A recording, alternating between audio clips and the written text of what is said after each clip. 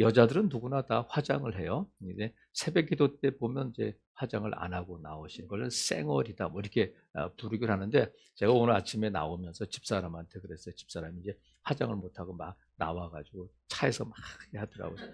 그래서 여보, 당신은 쌩얼이 훨씬 멋있어. 사실이 그래요. 쌩얼이 멋있다. 근데 여자들이 화장하는데 나이대별로 화장을 부르는 명칭이 다르다고 그래요. 어린아이들이 화장을 하면 그걸 단장이라고 부르는데, 10대가 화장하면 치장, 20대가 화장하면 그걸 화장이라고 부르는데, 그러니까 여러분들 화장하는 분은 몇 안 돼. 20대가 화장이고 30대는 분장이라고 부른대. 40대는 변장이라고 부른대. 50대는 위장이라고 부른대. 60대는 포장이라고 부른대. 70대는 환장이라고 부른대. 80대는 젠장이라고. 90대, 100대 되는데 그건 좀 별로 안 좋아서 80대까지만. 그러니까 이게 화장이 나이대별로 다른데, 여러분 바리새인들이 화장하면 뭐라고 부를까? 바리새인들이 화장하면 뭐라고 부르나? 위장인데, 예수님께서는 바리새인들이 화장하고서 뭐라고 부르냐면 위선이다.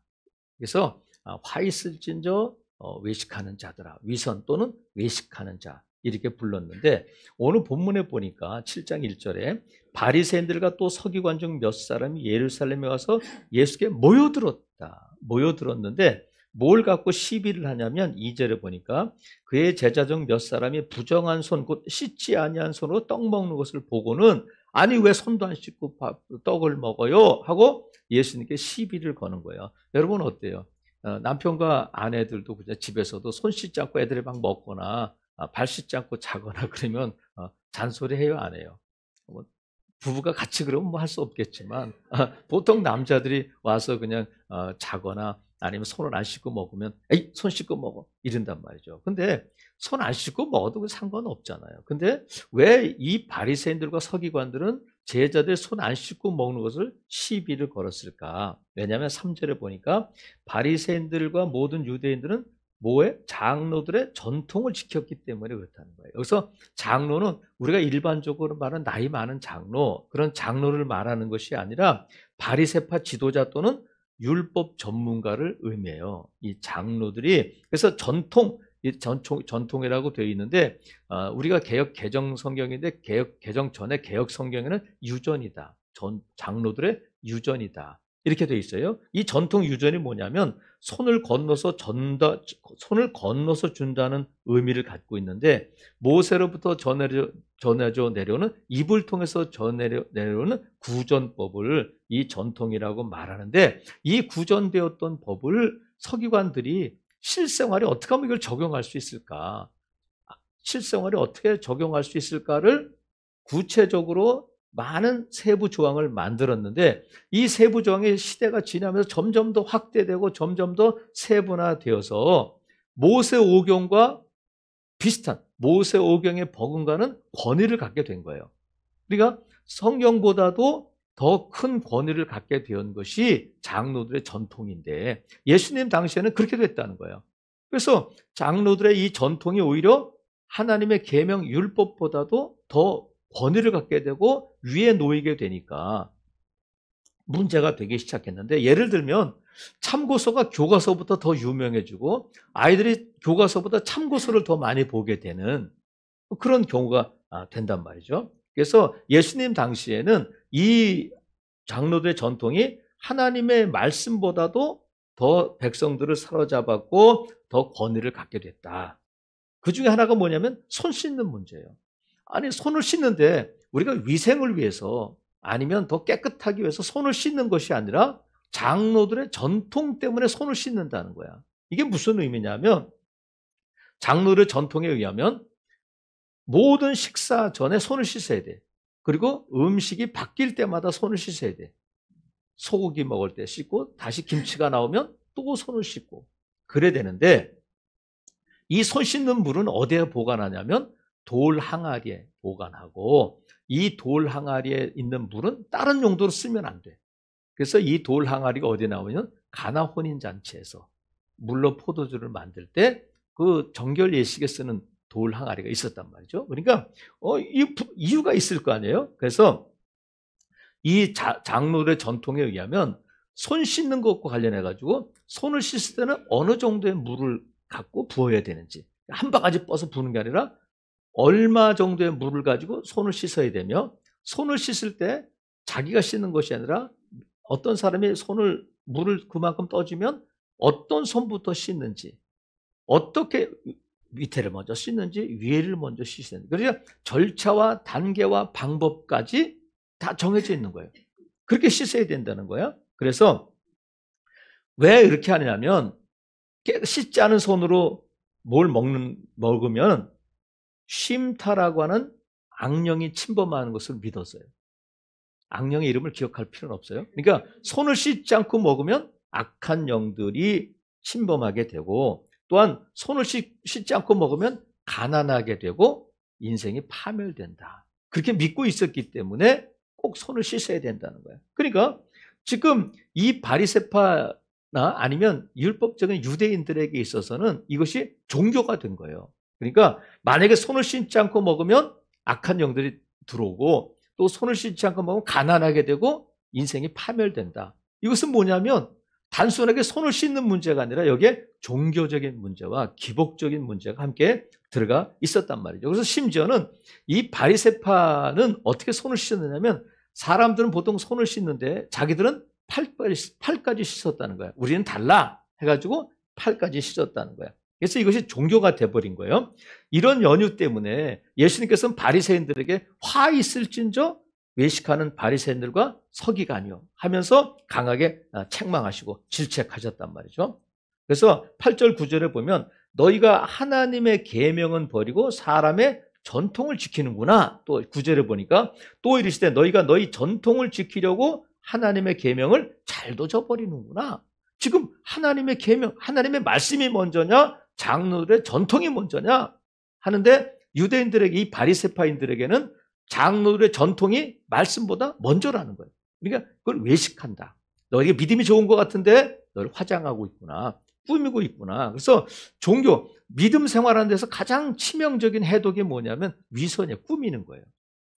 믿음 좋은 척, 기도하는 척, 헌금하는 척, 구제하는 척 하는 것이 아주 위험한 거예요. 안 하면 차라리 회개할 기회는 있는데, 외식하게 되면 자기 신앙을 자기도 잘 모르고 자기를 속이고 남을 속이는 모양이 된단 말이죠. 그래서 이 위선하게 되면, 자기를 꾸미게 되면 본질을 잊어버리게 돼. 믿음의 본질이 뭐냐? 기도의 본질이 뭐냐? 예배의 본질이 뭐냐? 앉아와 있는데 우리가 늘 예배 시작할 때마다 참되게 예배해야 된다. 하나님은 참되게 예배하는 자를 찾으신다. 영과 진리로 해야 된다. 여기 몸은 와 있는데 하나님을 예배하는 모습은 있는데 진정으로 하나님을 찾거나 영과 진리로 예배하지 않으면 자꾸 그것이 오래되다 보면 외식이 되고 위선이 된다는 거예요. 그래서 대표적인 경우가 예수님께서 유대인들하고 가장 부닥쳤던 문제가 뭐냐면 안식일 문제였어요. 안식일을 범하느냐, 왜 안식일에 이렇게 하느냐. 그러니까 안식일을 지키는 것이 어떤지에 대한 것이 또 장로들의 전통이 있어요. 이렇게 몇 킬로 가면 안 되고 얼마 정도 무게는 들면 안 되고 이건 되고 이건 안 되고 하는 안식일의 규례가 있었는데, 안식일에는 병 고치면 안 돼요. 장로들의 전통에 의하면. 근데 예수님께서는 자꾸 안식일에 병든 자를 고쳐주시는 거예요. 한 번은 회당에 들어가셨는데 한편 손 마른 사람이 있었어요. 손이 이렇게 말라 있는 사람이 있었는데 유대인들이 예수님을 시험하는 거예요. 안식일에 병을 고치는 게 옳습니까? 고치면 안 됩니까? 그랬더니 예수님께서 뭐라고 말씀하셨냐면, 너희 중에 어떤 사람이 양 한 마리가 있어 안식일에 구덩이에 빠졌으면 끌어내지 않겠느냐. 내가 갖고 있는 것이 안식일에 끌어내면 안 돼요. 안식일을 범하는 거예요. 근데 자기가 하나밖에 없는 그 양이 구덩이에 빠졌으면 건지겠어 안 겠어요? 자기도 모르게 그걸 건질 거란 말이죠. 율법을 지키냐 안 지키냐 이걸 떠나서, 안식일을 지키느냐 안 지키느냐를 떠나서 양을 구해낼 거라는 거예요. 근데 지금 한편 손 마른 사람을 고쳐주는 것이 옳으냐 그러냐 따질 문제냐 하고 그 한편 손 마른 사람을 고쳐주셨어요. 난리가 난 거죠. 또 한 번은 회당에서 18해 동안 허리가 꼬부라졌던 여인을 예수님께서 고쳐주셨어요. 고쳐주셨는데 회당장이 막 화를 내는 거예요. 아니, 7날이 일주일이나 일곱 날이나 있는데 왜 지금 이 날에 안식일에 일을 하느냐 하면서 막 분노하니까 예수님께서 뭐라고 말씀하셨냐면, 외식하는 자들아, 너희가 각각 안식일에 자기의 소나 나귀를 외양간에서 풀어내어 이끌고 가서 물을 먹이지 아니하느냐. 안식일에도 끌고 가서 물을 먹인다는 거예요. 목마르지? 물 마시러 가는데, 그러면 18해 동안 사탄에게 매임받은 이 아브라함의 딸을 안식일에 이 매임에서 푸는 것이 합당하지 아니하냐. 이렇게 말씀하니까 본질이 뭐냐? 안식일의 본질이 뭐냐? 안식일의 정신이 뭐냐? 이건 잊어버리고 이건 해야 되고 이건 안 되게 되고 하고서 그런 규례에 전통에 매이게 되니까 외식하는 거구나. 예수님 그렇게 말씀하셨어요. 그것이 6절에 보니까 이르시되 이사야가 너희 외식하는 자에 대하여 잘 예언하였도다. 기록하실 때 이 백성이 입술로는 나를 공경하되 뭐가 내게서 멀다고요? 마음은 내게서 멀다는 거예요. 아, 입술은 있는데 마음은 없구나. 입술은 뭐예요? 겉으로 꾸미는 거예요. 그럴듯하게. 하지만 마음은 그렇지 않다는 거예요. 여러분, 우리가 하나님을 예배하고 우리가 하나님을 섬긴다고 할 때에 여러분의 마음이 하나님께 가 있어야지 입술이 먼저 가 있으면 안 된다는 거야. 너희가 입술은 나를 섬기는 것 같아 공경하는데 마음은 내게서 멀다. 이 당시에 바리새인들에게, 서기관들에게 예수님이 말씀하셨는데 오늘 우리에게는, 오늘 우리 이 예배하는 저와 여러분은 어떤가? 자, 전통은 어디에나 있어요. 나라에도 있고 교회에도 있고 여러분 가정에도 있고 개인적으로도 전통 있어요. 고정관념이 있어요. 그런데 우리가 이 전통은 우리나라에도 있지만 먼저는 예수님을 안 믿는 불교나 힌두교나 이슬람을 믿는 나라에도 전통이 있어요. 그래서 우리가 예수님을 안 믿는 나라, 특별히 불교, 이슬람, 힌두교를 믿는 나라에 갈 때는 그 전통을 조심해야 돼. 나도 모르는 사이에 그 전통을 따르게 되는 거예요. 지금 우리나라는 기독교니까 10%다, 15%다 뭐 그렇게 말하지만 힌두교나 이슬람교는 90%, 99%가 다 그걸 믿기 때문에 불교 국가 미얀마라든가 태국이라는 99%가 그 종교를 믿기 때문에 여행객들도 그 전통을, 불교적인 또 힌두교적인 전통을 따르지 않을 수가 없어요. 제가 전에 말씀드렸잖아요. 청년들하고 캄보디아를 갔는데 캄보디아는 유명한 관광지가 앙코르와트가 있어요. 앙코르와트는 엄청난 그 힌두교와 또 불교 사원이 있는데 그 힌두교 사원을 이렇게 올라가려면 가파른 계단을 올라가야 돼요. 허리를 숙이고 올라가야 돼. 올라갈 수가 없어요. 너무 가팔라가지고. 근데 아니 계단을 왜 이따위로 만들었을까? 올라갈 수 있게 만들어야지 이렇게 좁은 계단에 가파르게 만들었을까? 근데 한국 가이드가 옆에 단체 관광객을 설명할 때 보니까 신을 만나러 가는데 어떻게 허리를 꼿꼿하게 허리를 들고 오느냐. 그래서 아예 만들 때 허리를 숙이고 오도록 만들었다는 거예요. 기어가지 않으면 올라갈 수 없을 정도로. 그러니까 그 계단을 올라가는 순간 나도 모르게 그 힌두교의 신을 경배하게 되는 거예요. 나도 모르는 사이에. 제가 태국에 갔을 때에 청년들하고도 태국을 갔는데 와불상이라는 게 부처가 누워있는 상인데 그 실내에 있어요. 그러면 신발을 벗고 들어가야 돼. 그래서 신발 주머니를 줘요. 신발을 벗고 들어가는데 얘 깨끗하라고 그러는가 보다. 처음엔 그렇게 생각했거든요. 근데 나중에 알고 보니까 신을 벗는다는 것 자체가 신발 신을 벗는다는 것 자체가 그 신을 섬기는 거예요. 여기가 하나님께서 모세에게 신을 벗어라. 여기는 거룩한 곳이다. 그걸 알게 된 거예요. 신을 벗는다는 것이 관광객들이 깨끗하게 하기 위해서가 아니라 자기들이 섬기는 부처를 섬기도록 하기 위한 조치구나. 나중에 알게 되고 하나님께서 깨닫게 해주시면서 회개를 시키시더라고요. 그러니까 우리가 예수님을 안 믿는 나라에 갔을 때 그 전통을 자기도 모르게 따를 수가 있기 때문에 태국이든 미얀마든 뭐 이런 인도든 그 예수님을 안 믿는 다른 종교를 믿는 우상을 섬기는 나라에 갈 때는 조심해야 돼요. 나도 모르는 사이에 그 전통을 따르게 되고 우상을 섬기게 된단 말이죠. 여러분, 교회도 우리가 예수를 믿는 교회 안에도 이 전통이 있을 수 있어요. 제가 처음에 고등학교 졸업하고 교회 예수님 믿었는데 그때는 드럼은 고사하고 기타도 못 치겠어요. 색소폰은 나이트클럽에서 하는 거지 뭐 교회에서 색소폰 뭐 상상도 못했어요. 전통이야 교회가. 우리에게 기타는 안 돼. 피아노만 된다. 드럼? 안 돼. 그건 교회에서 쓸 수 있는 악기가 아니다. 지금은 다 쓰잖아요. 어떤 교회는 피아노는 꼭 거기 있어야 된다. 그래서 담임 목사가 새로 와가지고 피아노를 옮겼다가 쫓겨났다는 거예요. 그리고 큰 교회 가운데 카페트가 있는데 빨간색 카페트를 파란색으로 바꿨다가 또 담임 목사가 바뀌었다는 거예요. 예배에도 전통이 있어요.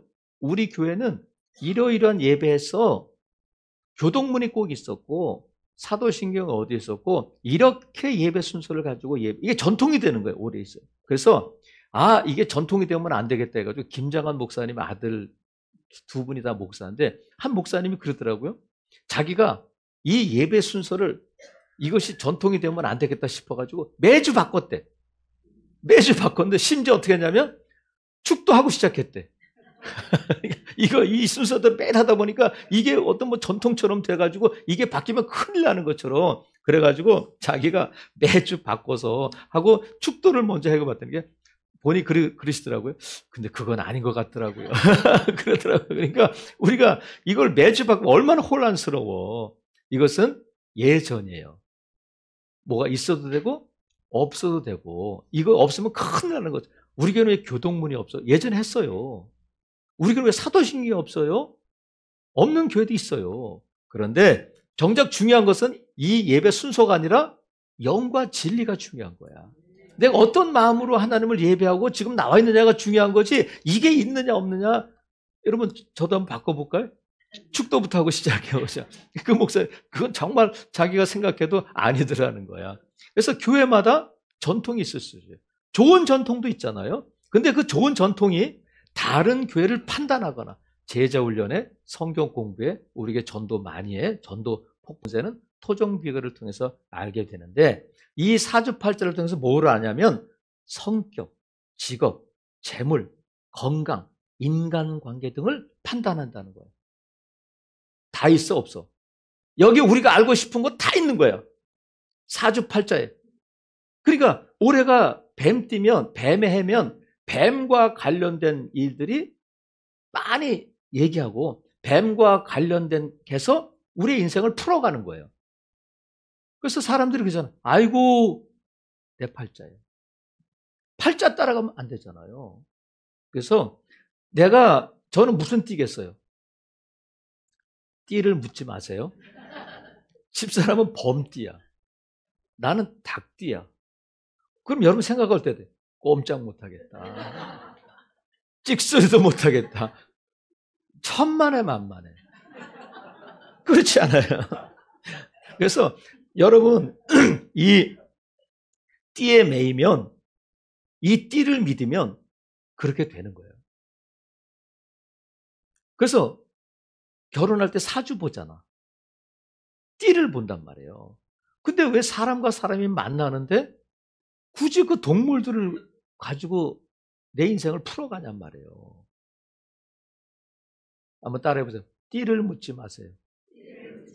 옆에 분은 띠를 묻지 마세요.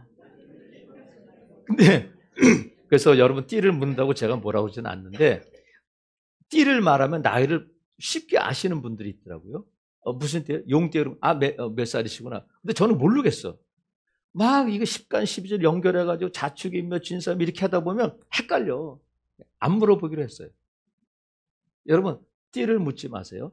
그리고 올해가 을사년이라는 거 굳이 기억하지 마세요. 올해가 무슨 해요? 2025년이야. 올해는 은혜의 해인 줄로 믿어요? 은혜의 해지. 올해가 을사년이면 어떻고 개미년이면 어떻고 뭐 그러냔 말이에요. 그래서 가장 심각한 전통은 뭐냐면 제사 문제야. 우리나라에 있는 근데 이것이 우리나라만 있는 것이 아니라 베트남에도 있고 또 중국에도 있고 그런데 이 제사 문제는요, 왜 심각하냐면 우리나라에 많은 순교자를 배출했어요. 이 제사 문제 때문에. 중국의 주자학에서 우리나라 유교에서 이 뿌리를 두고 있는 이 제사 문제가 기독교가 우리나라에 들어왔을 때 유교가 우리나라 국교처럼 돼 있을 때에는 어떻게 제사를 안 지내냐 기독교는 그래가지고 선교사들을 죽이고 예수 믿는 사람들을 죽이고 했던 시대가 있었단 말이에요. 그래서 이 제사는 샤머니즘을 바탕으로 한 자연 숭배와 연관이 있다 하고 국가기록원 기록에 그렇게 돼 있다고 그래요. 샤머니즘을 바탕으로 한 자연 숭배와 연관이 있다. 그래서 왜 제사를 지낼까? 왜 제사를 지내냐면 제사를 지내지 않으면 조상의 보살핌을 받지 못해서 자신은 물론 후대도 나쁜 영향을 미칠 것이라는 두려움 때문에 제사한다는 거예요. 그러니까 조상떡 좀 보자. 또 한 가지는 조상들이 해코지 못하도록 하자. 이 두 가지 이유 때문에 조상떡 좀 보자. 해코지 당하면 안 되니까 우리 조상들 해코지 하지 마세요. 이렇게 하는 거예요. 근데 어떤 분이 그랬다고요? 조상떡 본 사람들은 공항에서 비행기로 짐을 붙인대. 근데 조상떡 못 본 사람들은 집에서 전을 붙인대. 자, 조상떡 본 사람은 공항에서 짐을 붙여. 근데 조상떡 못 본 사람들은 집에서 전을 붙여. 그래서 여러분, 우리가 조상을 섬기고 제사를 하는데 조상이 있어요, 없어요? 제사 받아 먹는 조상이 있어, 없어? 없지. 어디 있어요? 천국 아니면 지옥에 있어. 그죠? 그 분명하잖아? 그래서 우리가 여기서 이제 자유해지는 거예요. 사람은 죽으면 천국 아니면 지옥이야. 근데 우리가 제사를 차려내면 그 사람들, 영혼들이 올 수 있어요, 없어요? 없지. 천국에서 오고 지옥, 그런 건 없어요. 그럼 누가 올까? 귀신이 오는 거예요.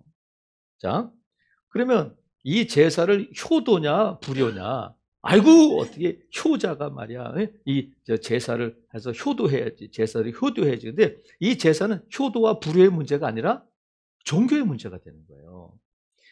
자, 효도하기 위해서 제사상을 차렸어. 잘 차렸어. 성동, 무슨 해가지고 차렸는데 요즘은, 바나나도 올라가고. 저도 어렸을 때 제사를 많이 지냈는데, 막 정성껏 준비하잖아요. 근데 요새는 어머니가 돈가스 좋아하면 돈가스도 올리고 그런다고 그래. 근데 제사할 때에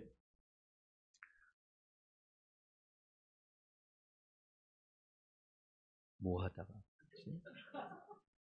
깜빡해. 응? 그래서 잘 차리면 효도하기 위해서 잘 차리면 그 음식을 먹는 조상이 와요? 있어요, 없어요? 없잖아. 차린다고 효도받을 조상이 없는 거예요. 그러면 이것이 뭐가 되냐면 미풍양속 우상숭배가 되는 거예요.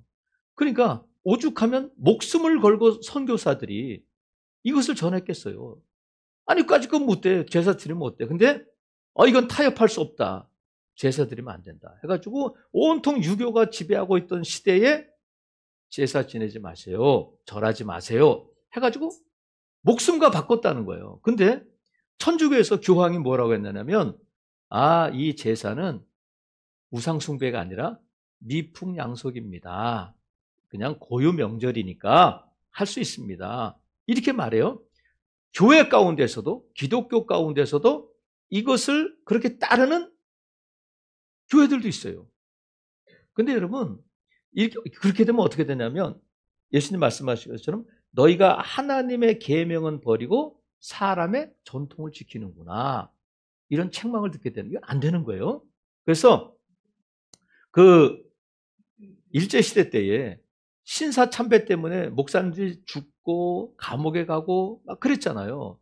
근데 이 기독교 총회에서 뭐라고 결정을 했느냐면 신사참배는 인사니까 그건 인사다. 우상 숭배가 아니고 인사다 해가지고 교단에 있는 목사님들이 가가지고 신사참배를 했어요. 그것 때문에 해방이 되고 나서 독립이 되고 나서 막 시끄러웠단 말이죠. 여러분, 미풍양속도 아니고 효도도 아니고 이것은 우상에 절하지 말라 말씀하셨고, 고린도서 10장 20절에 보면 무릇 이방인이 제사하는 것은 귀신에게 하는 것이요 하나님께 제사하는 것이 아니니 너희가 귀신과 교제하는 자가 되기를 원하지 아니하노라. 우리 황봉상 집사님 가정은 제사를 오래 했어요. 엄청나게 했어요. 근데 예수님 믿고 나서 제사상이나 제사 기구, 그릇들을 싹 다 버렸어요. 그래서 어떻게 됐어요? 난리가 났어요? 난리가 났지. 믿음 안에서. 좋아지잖아요.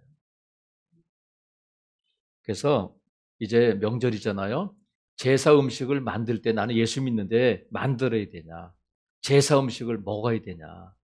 절을 해야 되냐?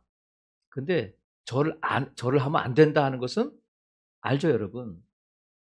근데 참 곤란해. 며느리가 예수 안 믿는 제사 지내는 시댁에 가가지고 1년에 한 번인데 넌 애미도 없냐? 이러면, 그러면 우리 애들한테는 너희들은 해, 엄마는 안 해. 이러면 안 돼요. 근데 우리가 조심해야 될 게 있어요. 11절 보세요.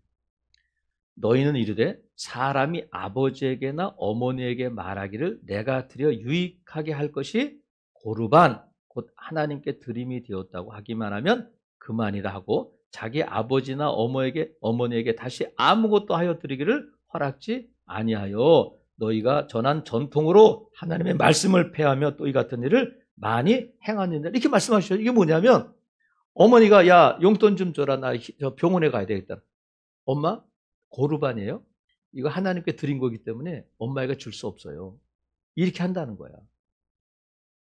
그러니까 제가 무슨 말씀을 드리려고 하냐면, 여러분 제사 음식을, 나는 우리 동서가 있는데, 예를 들면 동서가 있는데 동서는 그 시댁에 가가지고 제사 음식을 열심히 만들어.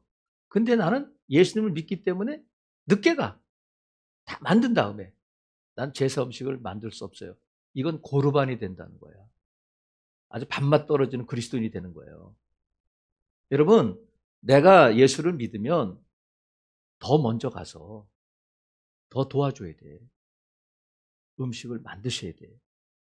그런데 안 만들어도 되면 안 만드는 게 제일 좋은 거예요. 그런데 내가 예수 믿는다는 것 때문에 늦게 가고 음식을 다 만든 다음에 가면 고르반이 되는 거예요. 나 예수 믿어? 그러면 그 사람들을 전도하거나 그 사람들에게 대해서 하나님의 영광을 가리게 되는 거예요. 만들 수는 있잖아. 그러면 제사 음식을 먹는 건 어떨까? 안 먹는 게 좋아. 그런데 어떤 때 안 먹느냐면 찝찝하다. 이거 먹었다가 잘못되는 거 아닐까? 이거 내가 좀 걸리는데. 그러면 안 먹는 게 나아. 그런데 아유 뭐 어때? 뭐 하고 먹으면 괜찮아요. 다만 절하는 건 반만 해야지. 이러면 안 돼. 이거는 선교사들이나 우리가 기독교가 전래될 때 목숨 걸고 지켰던 거예요. 그럼 우리가 그걸 하면, 아니 그들은 뭐야? 외국에서 생판 모르는 나라에 와가지고, 아니 절하는 문제 때문에 순교당한 선교사들의 피는 뭐냐고요. 이건 타협의 문제가 아니에요. 그래서 여러분, 이번 명절에 예수 안 믿는 시댁이나 누가 있다면 일찍 가서 도와주세요. 제가 물어볼 거야. 나중에 열심히 하세요. 제사 음식 만들었다고 하나님이 너 왜 만들었어? 그러시지 않아. 근데 안 만들어도 될 상황인데 일부러 가서 만들 필요는 없어. 안 만드는 게 좋아. 그리고 먹는 문제도 제사상에서 꺼내온 음식보다는 제사 안 지낸 음식을 먹는 것이 좋다. 하지만 절하는 문제는 해서는 안 된다. 그래서 저는 우리 기독교 장례가 많이 바뀌어야 된다고 생각해요. 제가 이 전통이 그래서 어쩔 수 없는데 제가 세상 떠날 때는 분명히 얘기하고 가려고. 꽃하고 이런 거 하지 마라. 그 앞에서 이렇게 뭐 기도하지 마라. 우리 전통이 그래서 그런데 기독교 장례 문화가 바뀌어야 돼요. 그리고 여러분, 예수님께서 말씀하셨어요. 진리를 알지니 진리가 너희를 자유롭게 하리라. 전통에 매이면 안 돼요. 예수님께서 풀어주셨어. 그 중에 하나가 뭐였어요? 이사 갈 때 손 없는 날이 있잖아. 손이 뭐예요? 손이 아니야. 손님이야, 손님. 근데 그 손님이 누구냐면 귀신이야. 그러니까 그 귀신 없는 날 가야 된다는. 그래서 손 없는 날이 달력에 표시되어 있더라고, 이렇게. 이삿짐 센터에서 만든 달력 보니까 손 없는 날이 이렇게 있어가지고 그날은 이사비용이 더 비싸. 그러니까 여러분, 저와 여러분 꼭 손 있는 날 가시기를 바래. 싸게. 그리고 이삿짐 센터 부르는 것도 아주 쉬워. 손 없는 날 부르려면 비싸고 어려워. 근데 우리는 손보다 더 위대한 하나님을 믿는다. 그까짓 거 뭐, 응? 하나님을 믿는다. 그래서 여러분, 진리 안에서 자유로워야 하는데 오늘 이 시간은 전통으로부터 자유롭자. 전통으로부터 자유로워지는 저와 여러분, 그 자유함을 누리는 복된 성도들 되시기를 주님의 이름으로 축복합니다. 아멘. 기도하겠습니다. 이 시간 우리 함께 통성으로 기도하는데 하나님, 이번 설 명절 기간 동안에 안전하게 하시고 악한 것들이 또 사건 사고를 일으키지 않도록 막아주세요. 그리고 연약한 성도들이 있는데 우리 김진영 성도 하나님, 이제 눈을 떴는데 일으켜주세요. 일어나게 해주시고 이 자리에서 하나님 고쳐주셔서 감사합니다 하는 간증하게 해주세요. 치료해 주시고 일어나게 해주세요. 그리고 또 한 명 강민, 우리 정미옥 권사님의 손녀인데 이제 내일 또 수술을 한다고 그래요. 자꾸 이게 폐에 이상이 있어서 이제 20살인데 얼마나 힘들어. 하나님 고쳐주세요. 김진영, 강민, 또 이번 설 명절 기간에 안전을 지켜주세요. 우리 주여 한번 외치고 기도합니다. 주여 하나님 감사합니다. 우리에게 설 명절 허락하여 주셨는데 거룩하신 하나님 아버지, 진리 안에서 자유하라, 이런 말씀을 우리에게 주셨습니다. 하나님 아버지, 이 대한민국을 사랑하시고 2025년도 설 맞았습니다. 하나님 아버지, 자유함을 허락하여 주시고 매이지 않게 하여 주시고 하나님 아버지, 모든 안전을 지켜주시고 살아가시는 성도를 오가는 길의 안전을 지켜주시기를 원합니다. 이 나라와 민족을 풀어주시고 불쌍히 여겨주시옵소서. 김진영 사랑하시는 딸을 예수님의 이름으로 축복합니다.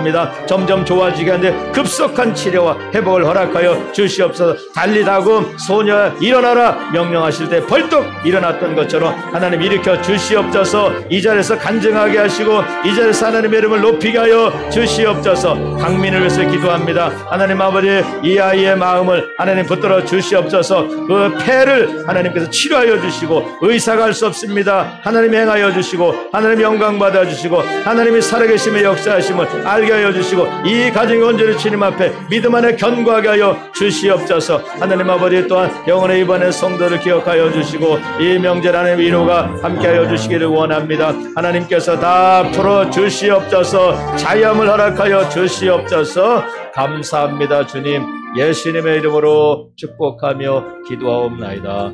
아멘. 예수 안에 있는 나에게 함께 박수 치면서 찬송하겠습니다.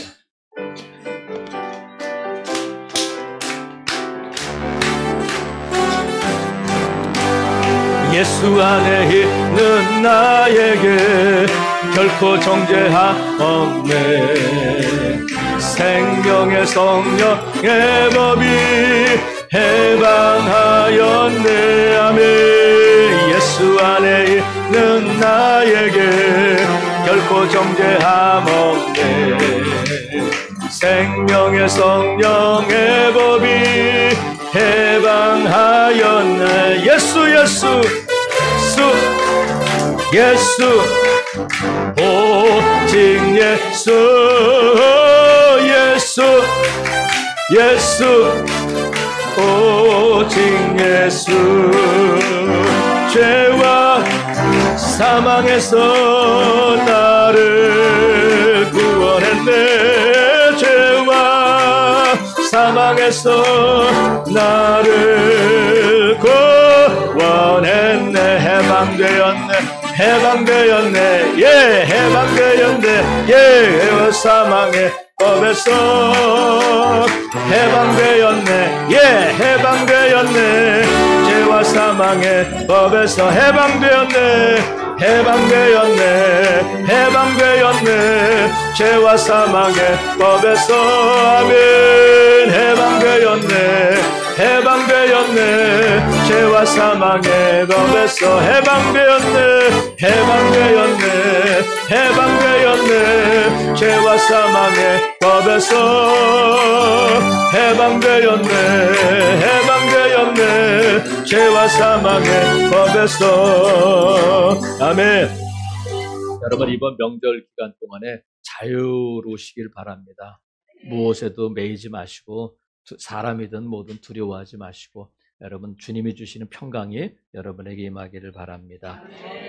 이제는 우리 주 예수 그리스도의 은혜와 하나님 아버지의 그 크신 사랑과 성령님의 위로 감동 교통 충만케 하심이 예수 그리스도를 믿고 자유함을 얻은 사랑하시는 성도들이 이번 설 명절 기간 동안에 전통에 매이지 않고 예수님 안에서 주시는 그 자유함을 누리기를 원하며 이 자리를 일어서고 또 명절 연휴를 맞아 또 각처로 떠나는 성도들의 앞길 가운데 병원에 입원해 있는 연약한 자들 가운데 출타 중에 있고 해외에 있는 성도들 가운데